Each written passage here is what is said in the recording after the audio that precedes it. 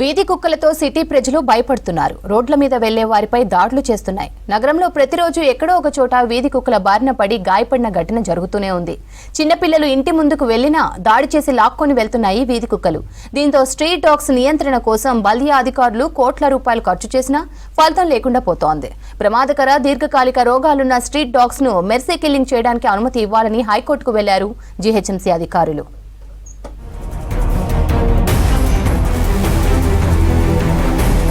GHMC పరిధిలో వీధి కుక్కల నియంత్రణ అధికారులకు సవాల్గా మారింది.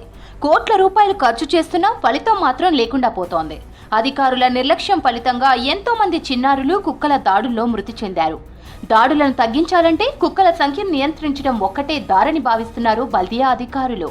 దీనిలో భాగంగా గ్రేటర్ పరిధిలో ఉన్న 4 లక్షల కుక్కల్లో ఇప్పటి వరకు 80% స్టెరిలైజేషన్ చేశామంటున్నారు అధికారులు.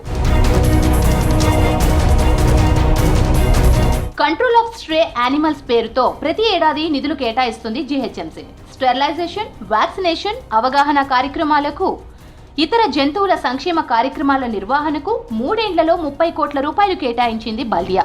యానిమల్ బర్త్ కంట్రోల్, యాంటీ రేబిస్లకు కోట్ల రూపాయలు ఖర్చు చేశారు. అయినా 80% కుక్కలకు ఆపరేషన్లు కూడా చేయలేదని అధికారిక లెక్కలు చెప్తున్నాయి.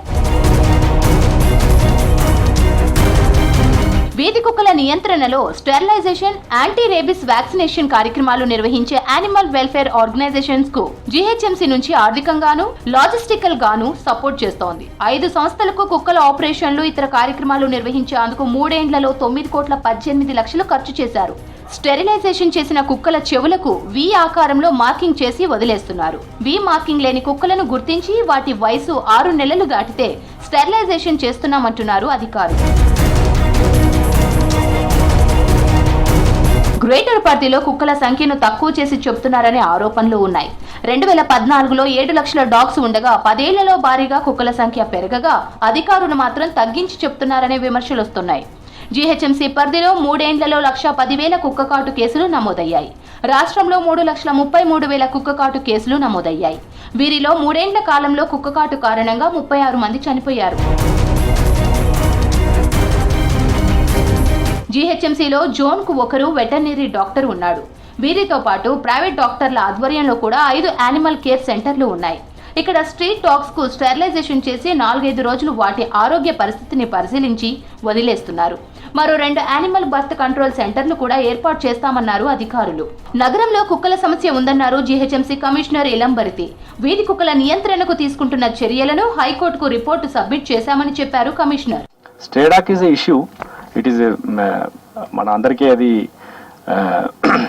it's a big public health issue now, but we have matter is sub judice, so I don't want to discuss that. So we have submitted the affidavit and we will give a copy to you. That one లేదు, it's a part of suo motu PAL.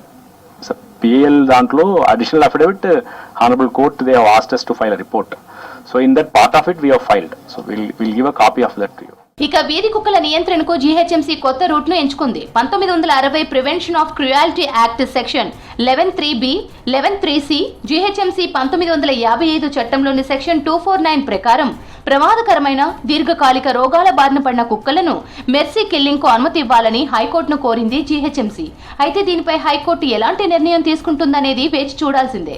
ఒకవేళ mercy killing కు high court అనుమతిస్తే animal welfare board of India నిబంధనల ప్రకారమే process పూర్తి చేయాల్సి ఉంటుంది.